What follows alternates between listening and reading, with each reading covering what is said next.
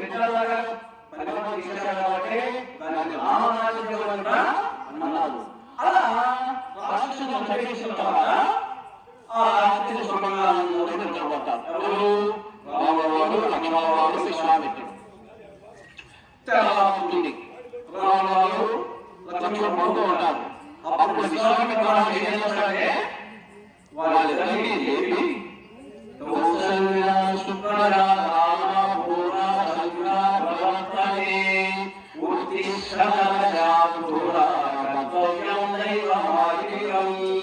అని ఇద్దరిని లేపుతాడు అన్నమాట. కౌసల్యానందుడు రాముడు కౌసల్యుడే కదా.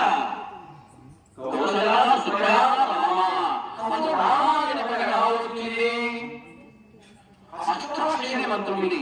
ఓం నమో నారాయణాయ. ఆ రాము పదం తీసుకున్నాను. పంచాక్షరి ఉంది. ఓం నమః శివాయ. ఆ నమః శివాయ మనం తీసుకున్నాం.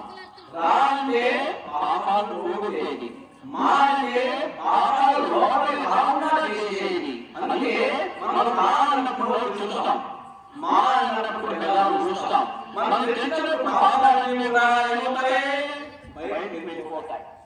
ఈ లోకంలో మనం చూస్తాం కాబట్టి మా అన్నప్పుడు బయట ఉన్నటువంటి పాపాలు లోపలికి చేస్తారు.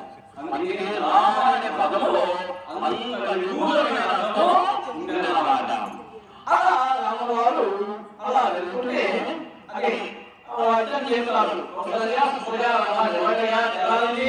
మన కార్యక్రమం చేద్దాము అని ఆయన వెళ్తూ ఉంటారు. వెళ్తుంటే అమ్మ